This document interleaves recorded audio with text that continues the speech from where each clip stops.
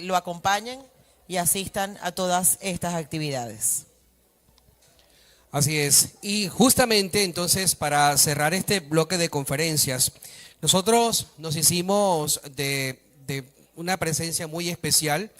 En oportunidades anteriores en el Museo Don Juan de Churio, pues tuvo la oportunidad de presentarse esta persona y bajo una propuesta interesante sobre una teoría muy bien fundamentada, muy bien argumentada sobre los acontecimientos, alrededor del fallecimiento de Donaldo García y cómo se mostraba toda esa historia de manera muy atractiva para nosotros, pues fue todo un éxito. Y dado eso, nosotros pues estamos trayendo nuevamente a esta persona que me permito entonces describir a continuación su resumen curricular. Oriundo de Caracas, Venezuela, Joanán es técnico en trabajo social, cuenta con una formación especializada en metodología de investigación social, gestión social y desarrollo local, técnicas de trabajo con la comunidad y gerencia social. Ha sido promotor social de la Fundación para el Desarrollo de la Comunidad y Fomento Municipal. También ha funcionado como coordinador del Programa de Intervención Social para el Desarrollo Habitacional y director operativo de la Asociación Cooperativa Gestión Integral Zulia. Desde el 2004 y hasta la actualidad ha desarrollado varios trabajos de investigación archivística sobre la historia de la Villa del Rosario en el Archivo Histórico del Estado Zulia y Archivo Arquidiocesano de Caracas. Entre el 2011 y 2014 desarrolló una investigación archivística y bibliográfica sobre los archivos de los próceres de la independencia en la Biblioteca Nacional de Venezuela, Archivo y Biblioteca de la Academia Nacional de la Historia y Fundación Bolton en Caracas. Desde el 2014 hace la divulgación de esas investigaciones, así como de los valores e identidad de la región zuliana a través de las redes sociales identificadas como Todo Zulia y Papeles de Historia de Venezuela. Les presento al TCU Joanán Basanta.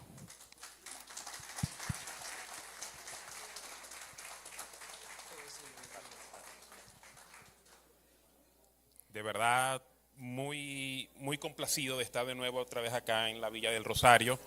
Esta es la tierra de mis antepasados. Yo sé que soy una cara desconocida para la gran parte de ustedes.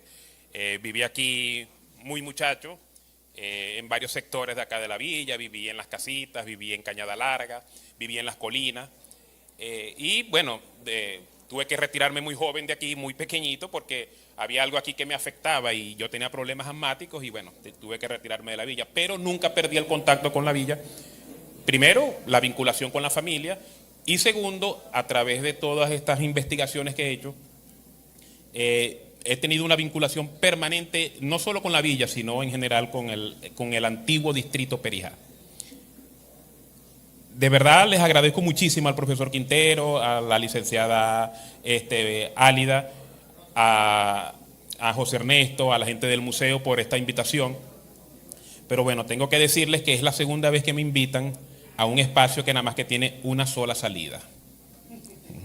La próxima vez necesito la salida de emergencia, porque durante todo este proceso investigativo me he encontrado con muchas cosas que, tal como lo planteaba el doctor Eddie Escola, y agradezco muchísimo que el doctor haya abierto esa intervención planteándonos ese punto, hay muchas cosas que son parte de la tradición histórica y yo lo que quiero hoy es comparar esa tradición histórica con los documentos históricos, con los documentos que se forjaron a medida que los procesos se iban dando, porque tal como lo planteó el profesor Quintero, la historia es un proceso, las cosas no se dan en el momento y ya está.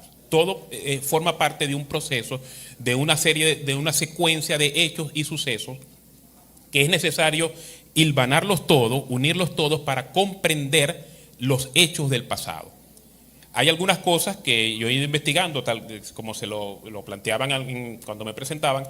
He investigado muchísimo, de hecho, muchas de las investigaciones, muchos de los trabajos de historia que ustedes leen, yo he participado en eso como investigador. Muchas veces los investigadores, los escritores, los historiadores no están acá en la ciudad, no están acá en el estado, algunas veces no están en el país y necesitan la localización de documentos.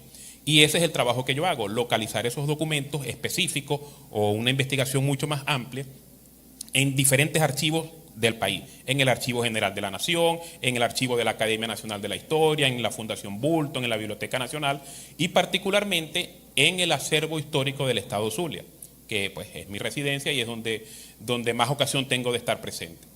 Allí he encontrado muchísima documentación. Doctor Eddy, todos esos documentos que usted habla están manuscritos y existen en su mayor parte en el Archivo Histórico del Estado Zulia y he tenido el privilegio de localizarlo, de verlo, de estudiarlo, de comprender el proceso, de estudiar el proceso que dio, en el que esos documentos fueron parte. Y tengo el privilegio, porque es de verdad un gran privilegio, poder haber visto esa documentación manuscrita original, tal como se produjo en el momento. Y parte de eso es lo que hoy vengo a mostrarles acá. Esto que tenemos acá, claro, el ciclo de conferencias está orientado a la celebración de los 302 años de la Villa del Rosario. Pero es un tema bastante bien trabajado por dos actores fundamentales. En primer lugar, la doctora Ana Cecilia Peña Vargas con su magnífica y monumental compilación de documentos. Eso es una cosa extraordinaria, ese trabajo que hizo la doctora Ana Cecilia Peña Vargas. Y después, de manera magistral, por el padre Marcelino Laure. Entonces, yo he considerado que eso sería como llover sobre mojado, pues. O sea, ya se ha trabajado mucho ese tema, bien trabajado, bien hilvanado, pero yo quería hacer un homenaje a ese proceso de fundación. Y esto que traigo acá es un documento de 1850. Este tipo de documentos se llaman representaciones. Es decir, en este caso, este documento vuelve a la villa después de 170 años. Este documento se produjo aquí en la villa.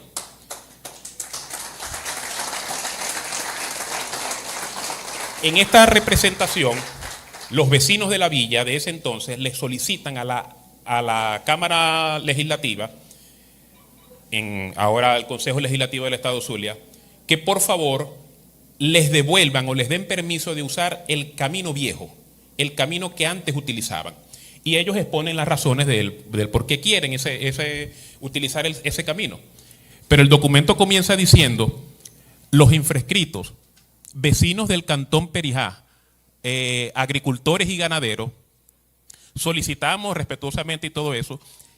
Y ellos aquí hacen una declaración muy importante. Durante mucho tiempo, basados en la historia escrita por Juan Besón, por Barbosa de la Torre o por Pedro de Guzmán, se tenía como fundador de la Villa del Rosario al Marqués de Perijá o a Manuel García de la Peña. Pues bien, en este documento de 1850, los vecinos de la villa tenían muy claro quién había sido el fundador de la villa. Ellos no tenían ningún problema. A pesar de que en Maracaibo se creía o se decía que habían sido el Marqués de Perijá o Manuel García de la Peña, los vecinos de Perijá dicen: un camino que abrió el fundador, el señor Cabo Juan de Churio, cabo principal de esta villa en el año de 1734. Los vecinos de la villa tenían la información clara. Ellos sabían que el fundador había sido don Juan de Churio. No tenían esos problemas que tuvieron los historiadores desde Maracaibo para saber quién era el fundador. Pero además tenían algo importante. O conservaban bien sus archivos o tenían una memoria extraordinaria, porque ellos le hablan a la Cámara Legislativa diciéndole que el camino que ellos utilizaban fue abierto desde 1734. Recordemos que este es un documento de 1850. Ellos o tenían en su memoria o tenían unos archivos muy bien conservados para poder darle esa información. Y luego, bueno, comienzan ellos a describir el camino que usábamos antes, el que abrió Churio, estaba cerca de la montaña le daba sombra, los pisos eran muy buenos, había suficiente agua, los ganados podían pastar, mientras que el que tenemos ahora es un desastre en general, es lo que dicen los vecinos de la villa, y por eso solicitan el traslado hasta allá. A mí en lo particular este tipo de documentos me parecen, o sea, me emocionan muchísimo ver estos documentos porque estas son las firmas de los vecinos de Perijá de ese momento. Por supuesto, de los vecinos más importantes, de la representación de la tierra perijanera. Si usted es Martínez, si usted es Finol, si usted es Sandoval, si usted es Romero, si usted es Corona, ¿hay apellidos de esos aquí? Y de a mucho, ¿verdad? Bueno, si usted tiene ese apellido, aquí están las firmas de algunos de sus antepasados. Y yo les digo que en verdad esto me emociona bastante porque en una época en la que no habían fotografías, esta es la identidad de las personas, su firma. Estas personas, a puño y letra y con pluma, dejaron escritos aquí sus nombres y aquí podemos ver algunos. Domingo Velarde, Gabriel Sandoval, Ramón Bozo, los Vargas, con los que tengo una especial vinculación porque he trabajado con un investigador que ha creado un enorme árbol genealógico de todos los Vargas descendientes de Perijá a través del marqués, del alférez Vargas Machuca, y ha creado un árbol genealógico pero inmenso, incluyendo ahí a todos los Vargas. Pero en general, aquí están los vecinos de Perijá del año 1750. Entonces, este tipo de documentos he querido mostrarlo en este momento, primero como un homenaje al fundador de la Villa del Rosario. La gente en la villa sí lo tenía claro, aunque en Maracaibo no lo tuvieran muy bien. Y lo otro es que esto nos vincula directamente con el pasado del siglo XIX, que es el área en la que yo he tenido la oportunidad de estudiar más detenidamente. Y es ahora sobre la que les quiero hablar. Sigue pues una tercera hoja, son 3 hojas de documento firmado por los vecinos de Perijá. Bueno, parece que se saltó una. ¿No? Ah, bueno, bien. He querido venir a hablar del siglo XIX porque todos estos sucesos ocurrieron en el siglo XIX y tuvieron un impacto directo en la Villa del Rosario, en el antiguo distrito Perijá. Todos estos sucesos ocurrieron en Venezuela y por supuesto el distrito Perijá no era una república aparte, no era un país independiente, era una parte integrante de la provincia de Maracaibo, de la República de Venezuela. Y todos estos sucesos tuvieron un impacto directo. De hecho, Perijá fue escenario de algunos de estos sucesos planteados acá. Particularmente, y de los que ahora quiero hacer referencia, la Revolución de la Reforma, el Monagato, el establecimiento del gobierno de los monagas, y especial y esencialmente la Guerra Federal. Todos estos sucesos tuvieron impacto y escenario acá en la Villa del Rosario. Con la Revolución de la Reforma llega aquí a Perijá el coronel Francisco María Faría. Y con él los perijaneros se dan cuenta de que tienen capacidad de impactar las políticas que se hacen desde Maracaibo. Lo que se hacía desde Maracaibo, por supuesto, impactaba a toda la provincia, así como lo que se hacía desde Caracas impactaba a todo el país. Pero los perijaneros, con la Revolución de las Reformas, en el año 1835 y luego en el 38, se dieron cuenta que tenían capacidad de impactar, que no iban a ser pasivos en lo que se decía desde Maracaibo. Actuaron y redirigieron de alguna forma cómo se desarrolló la Revolución de las Reformas en la provincia de Maracaibo desde Perijá. Desde aquí salió un grupo de caballería que llamaron en ese entonces los dragones montados de Perijá. Y al salir de Perijá, esta gente llevaba una visión ideológica política. Y cuando llegaron a Maracaibo, que obtuvieron las noticias que ellos esperaban, cambiaron la posición política y cambiaron el resultado de lo que esperaba el coronel Faría. Aquí lo apoyaron y cuando llegaron a Maracaibo, que se dieron cuenta de que la revolución era contra Páez, los perijaneros dijeron no, para allá no vamos. Y el coronel Farías tuvo que huir, luego después entró por Nueva Granada, vuelve aquí porque tenía apoyo y aquí finalmente es capturado por un señor que luego sería muchas veces jefe civil del cantón Perijá, el teniente Hipólito Martínez. La mayoría de los Martínez de Macoa, del Llano, de San Ignacio, descienden de este señor que se llamó Hipólito Martínez, el teniente que capturó ahí donde está la casa esa muy vieja, en el Rodeo, capturó al coronel Francisco María Faría. El asalto al Congreso que dio inicio al establecimiento de los monagas, de la hegemonía de los monagas, también tuvo un impacto directo en Perijá. Una vez que los perijaneros se dan cuenta de que tienen capacidad de impactar las políticas de Maracaibo, en el año 35 y después en el 38 de nuevo, en el 48 intentan repetirlo, pero los errores tácticos que se cometieron en Maracaibo impidieron que la revuelta que se había iniciado en toda la provincia, porque fue en general en toda la provincia, en apoyo contra los monagas y en apoyo a Páez, se diera al traste. Y los perijaneros pagaron las consecuencias muy caras, igual que el resto de la provincia de Maracaibo. El impacto de estos sucesos en Caracas se reflejó fuertemente aquí en Perijá. Y finalmente, el siempre odiado general Venancio Pulgar llega con la Guerra Federal.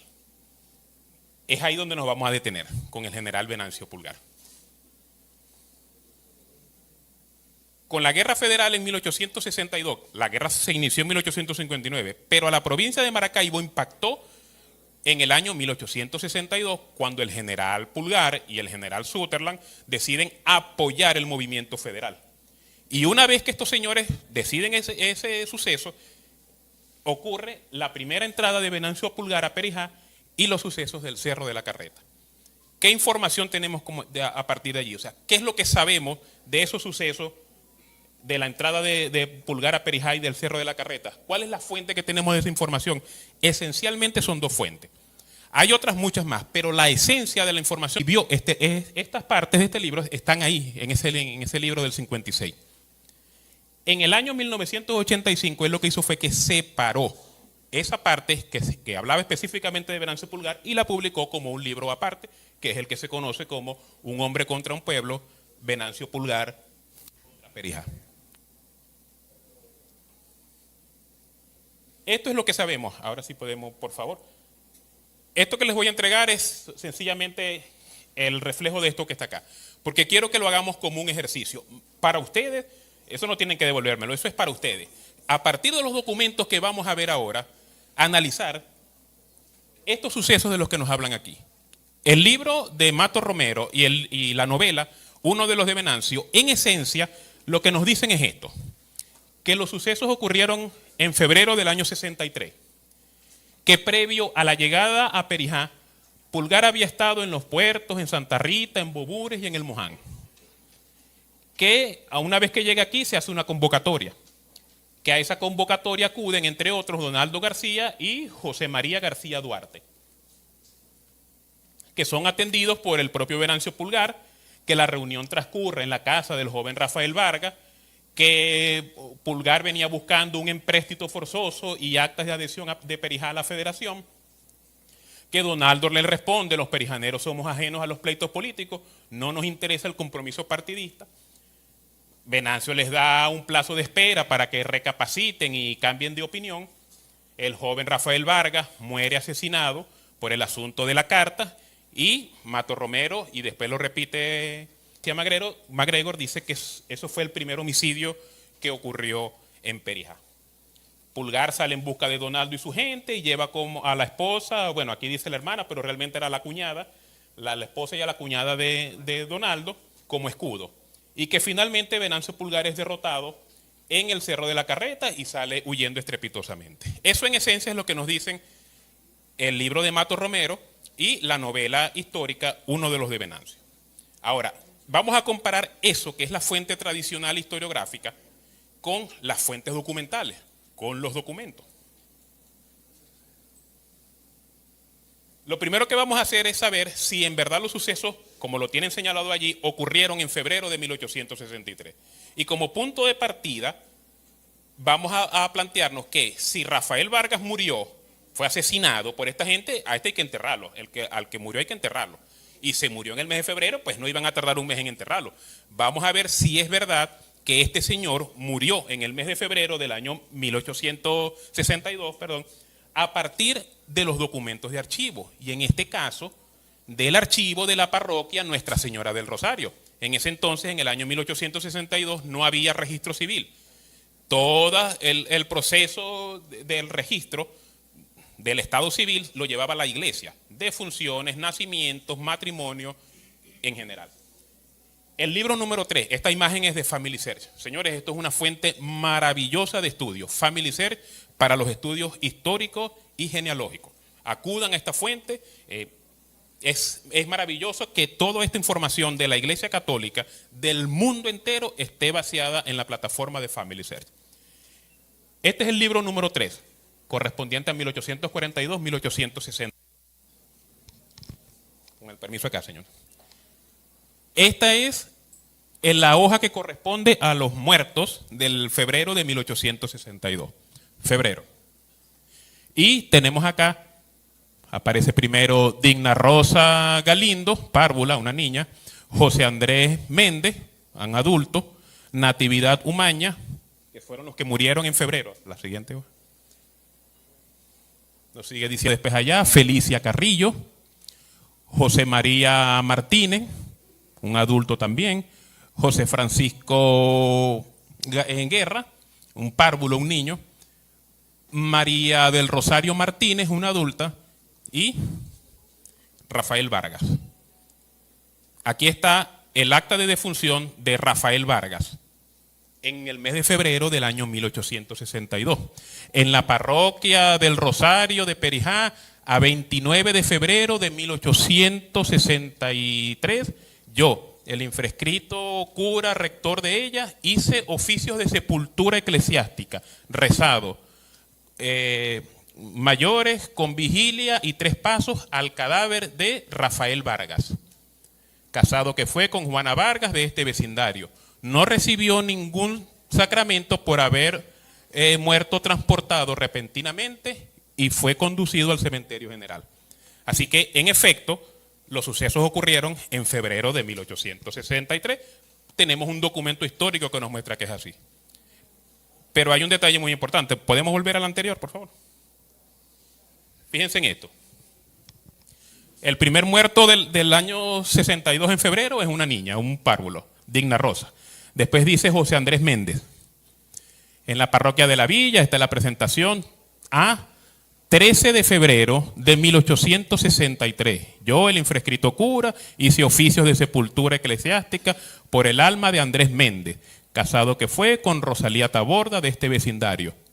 No recibió ningún sacramento por haber muerto en Machiques durante la Revolución y fue conducido al cementerio general. La fecha, 13 de febrero. Yo le quiero pedir a cualquiera que nos anote este punto. 13 de febrero. 13 de febrero de 1862. El cura de la villa, el padre José Alvarado, José María Alvarado era su nombre, nos dice que el 13 de febrero se enterró a alguien ya que murió en la Revolución. Esto no quiere decir que murió por la Revolución. La gente se muere cualquier día, ¿verdad?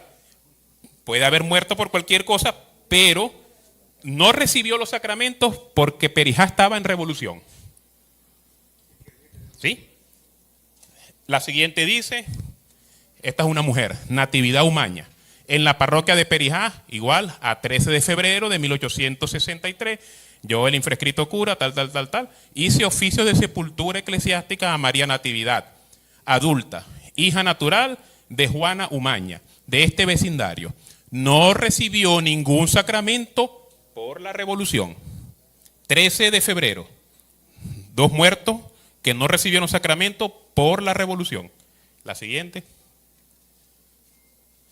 Felicia Carrillo no recibió sacramento por haber muerto en tiempos de la Revolución de Maracaibo. Es más específico aquí el cura. Estaba en Perijá, pero la revolución vino de Maracaibo. No recibió los sacramentos porque murió allá.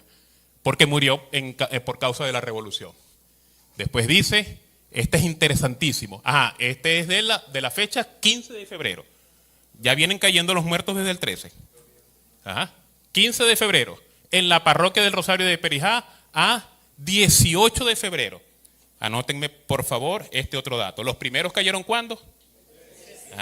Y este es del 18. Febrero de 1862. Yo, el infrescrito cura rector de ella, hice sufragios de sepultura eclesiástica al cadáver de José María Núñez, casado que fue con María Asunción Viera, de este vecindario. No recibió los sacramentos por haber muerto, en la revolución e invasión del comandante Venancio Pulgar a este cantón. Aquí sí dice el cura que este señor sí murió en la revolución. Aquello dice que no se le hicieron los oficios porque murieron durante la revolución. Pero este sí dice que murió en la revolución. Y progresivamente, este que viene acá es una niña, después este otro. Y aquí señala por primera vez un documento perijanero, porque esto es de la parroquia de aquí. Este documento nos dice que murieron por la invasión del comandante Venancio Pulgar. El 18, muy importante esta fecha. Y finalmente la de Rafael Vargas, que fue el 29. El siguiente punto que nos dice ahí es que Venancio Pulgar salió por todos los pueblos de la provincia de Maracaibo a buscar plata, a buscar ganado, a buscar un empréstito. Estos son parte, señores, de los tomos correspondientes al año 1863 con los documentos que existen en el Archivo Histórico del Estado Zulia, en el acervo histórico. Esto es solamente una parte, el 1, el 2, el 12, el 14, el 15, el 18, el 19, el 20, creo que hay otro, ¿sí? No, regresemos. En total son 23 tomos de documentos referentes al año 1863 que existen en el Archivo Histórico del Estado Zulia. Yo particularmente los he revisado todos, uno por uno, documento por documento. Y no encuentro allí esa referencia de que Venancio Pulgar o cualquiera de sus acólitos hubiese salido por la provincia a buscar un empréstito, a buscar el dinero. Las comunicaciones solamente se enviaban. Envíen la plata, hay un empréstito, lo que tienen es que enviar la plata, no tenemos que enviar a nadie. Ustedes tienen que enviar la platica para acá. Era lo que decía el gobierno de su momento. Pero esto es mi palabra, hasta que la publique, contra la de reconocidos historiadores. Pero afortunadamente en el Archivo Histórico del Estado Zulia no hay restricciones para la investigación. Cualquiera de ustedes puede estar presente en el Archivo Histórico del Estado Zulia y revisar esta documentación. Y después conversaremos a ver si estos sucesos fueron así o no. Siguiente. Esto es uno de los documentos que nos comienza a hablar de los sucesos ya en Perijá. Pero tenemos que retrotraernos al contexto, a saber qué era lo que estaba pasando. Esto es un documento histórico, en el Archivo Histórico del Estado Zulia. José Ernesto, si nos hace el favor de leerlo, por favor.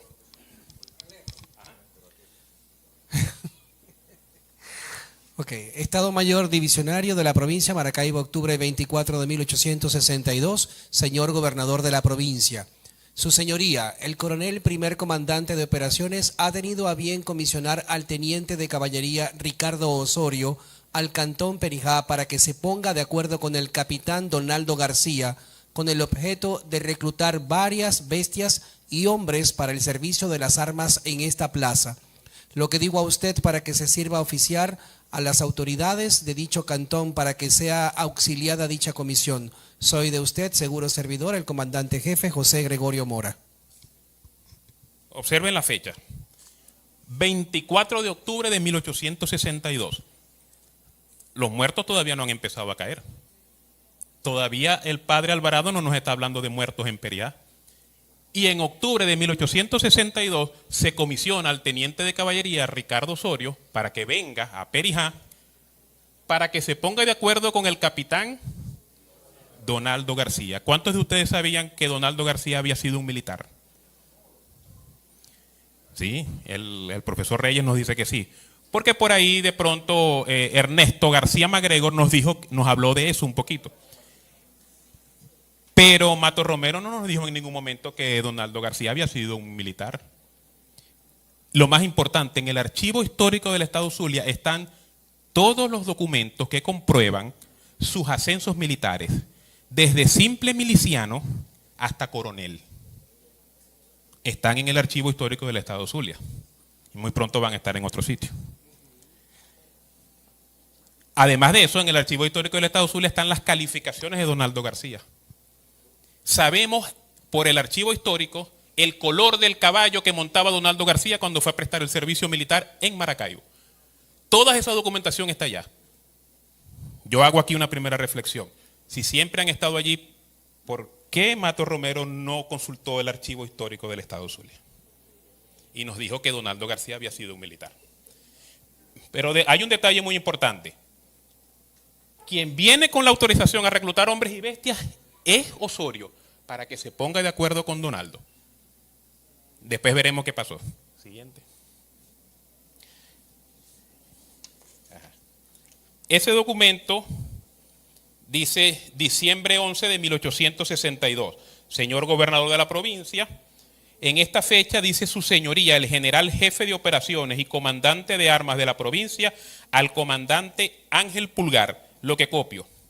Con esta fecha he tenido a bien nombrar a usted comandante militar del cantón Perijá, para lo cual usted se servirá designar un ayudante que deba acompañarlo a dicho cantón. En virtud de lo expuesto, tan luego como usted reciba esta comunicación, procederá a alistarse para ponerse en marcha. Cuando usted llegue a aquel lugar, pondrá al servicio, miren esto, 60 hombres de caballería e igual número de infantería, pidiendo a esa jefatura de armas, las armas y demás auxilios necesarios requeridos para el despacho. Soy de usted, etcétera, etcétera, y lo transcriba usted de orden del general jefe de operaciones para su conocimiento. En ausencia del primer comandante, Manuel Castellano es el que firma. Documento del 11 de diciembre de 1862. 11 de diciembre. Todavía no han caído los primeros muertos. Viene el comandante Ángel Pulgar a buscar 60 hombres de infantería y 60 de caballería, más los que ya había venido a buscar Osorio, que no dice cuánto, pero lo mandaron a eso, a buscar hombres y bestias, ¿verdad? Ya aquí van 120, más los que ya habían pedido adelante, más las bestias que ya habían pedido, nos imaginamos. Después dice, comuníquese la nota anterior al señor jefe político de Perijá para su conocimiento y para que se sirva a prestar su cooperación hasta lograr el fin indicado. Y lo firma, ¿no se ve en la siguiente, será? Ok, ahí se ve quién lo firma, arriba, ¿pueden distinguirlo? Sutherland. Ajá. Que se le comunique al jefe político de Perijá. 11 de diciembre de 1862. Todavía no hay muertos porque el primero cayó en febrero de 1863. Ajá. El siguiente. ¿Nos ayuda el profesor Quintero a leer? República de Venezuela, Jefatura Política, Perijá, diciembre 20 de 1862. Señor Gobernador, Jefe Superior Político de la provincia, al comandante militar de este cantón, señor Ángel Pulgar, estoy prestando mi cooperación del modo más posible a fin de que lleve efecto la comisión que ha traído, según el oficio de usted, de 12 del presente número 2694, de que acuso recibo. Soy de usted muy afectísimo servidor, firmado José Chacín. José Chacín es el jefe político de Perijá. Le estoy prestando mi cooperación al comandante Ángel Pulgar para que cumpla la comisión que se le entregó. Este es del 20 de diciembre de 1862. Todavía no han caído los muertos. Ahora entramos al año 1863. Esta es una comunicación del 19 de enero de 1863. Claro, la pared no nos ayuda mucho. Estos documentos son fáciles de leer. A medida que el ojo se acostumbra, uno lo ve así por encimita y dice, no, eso lo lee. No, gracias a Dios, este tipo de letra que se llama humanística es más o menos ya parecida a la que nosotros empleamos ahora y es más o menos fácil de leer. Hay una que sí es es un terremoto leer, que es la letra procesal del siglo XVI, del siglo XV. Pero estos documentos son fáciles de leer. Lamentablemente, pues la pared no nos ayuda a que ustedes mismos puedan leer el contenido del documento. Pero podrán. Documento del enero 19 de 1863. Dígase al señor jefe político de Perijá. Ajá, dice gobierno de la provincia en la primera parte. Ajá, Maracaibo, 19 de enero de 1863. Dígase al señor jefe político de Perijá, debiendo arbitrarse recursos para el sostenimiento de las fuerzas de la provincia, se ha recurrido al patriotismo de los habitantes, de sus habitantes, para que proporcionen un empréstito voluntario, cuyas sumas le serán reintegradas con los derechos de importación, exportación y de sales que los interesados causen en la aduana de este puerto. El empréstito. Se les está mandando a cobrar el empréstito a los perijaneros. Claro, le mandan a pedir plata a uno y tienen que darle un cariñito aunque sea, ¿no? Como los habitantes de ese cantón han dado siempre espléndidas muestras de desinterés y patriotismo, no ha dudado el infrescrito que una vez que esta vez no se desmienta su generosidad, negándose a contribuir al sostenimiento del orden y la libertad de Maracaibo, como lo han hecho los demás habitantes de ella. Un cariñito allí, como los habitantes, esta es la parte que acabo de leer acá.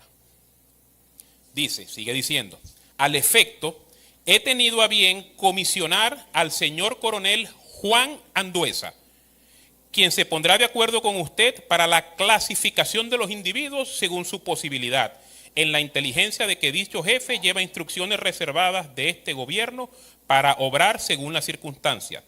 Además, va encargado, ¿cuántos hombres habían pedido en el documento anterior? 120, en el documento anterior. Ahora vienen y nos dicen, además va encargado de agitar la recluta. Este viene con orden de reclutar más gente. Agitar la recluta que se ha mandado a hacer en ese cantón, en cuyo sentido le prestará a usted su cooperación. La gobernación encarga a usted, al jefe político de Perijá, la eficacia y puntualidad en el desempeño de ambas medidas. Y respecto de la del empréstito, lo que más le interesaba al gobierno, la plata, espera que no tendrá lugar omisión ni retardo alguno que pueda calificarse como una falta. Y después dice, transcríbase al coronel Juan Andueza. El empréstito, según esta documentación, lo enviaron a cobrar con el coronel Juan Andueza. ¿En qué fecha? Enero 19 de 1862.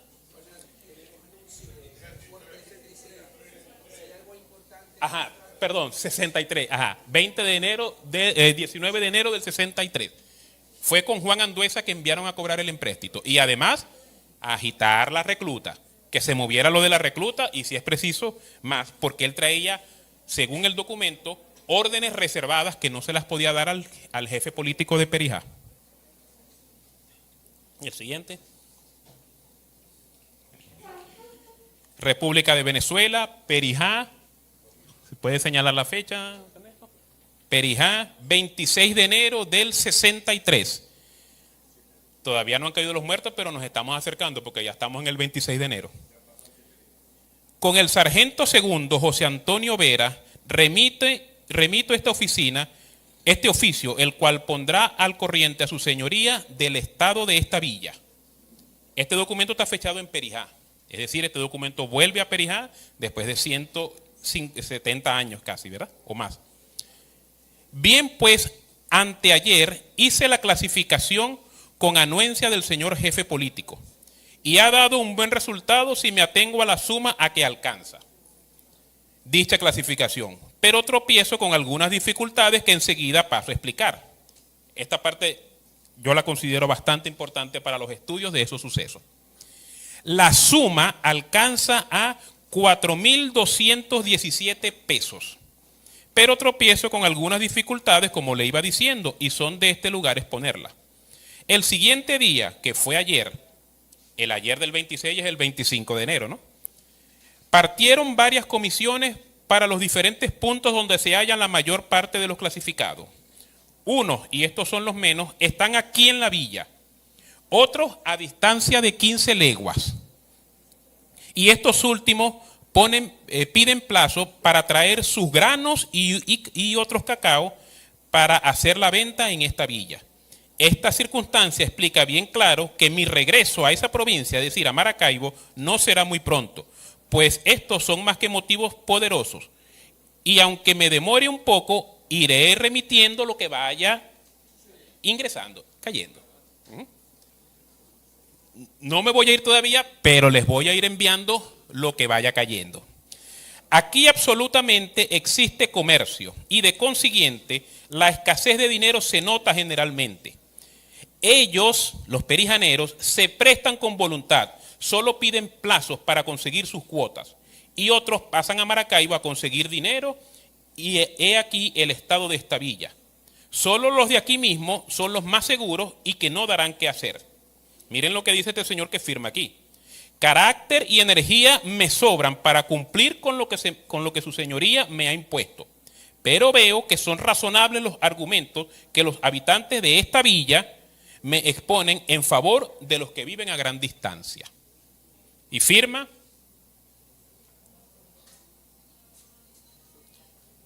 J. Anduesa, Juan Anduesa,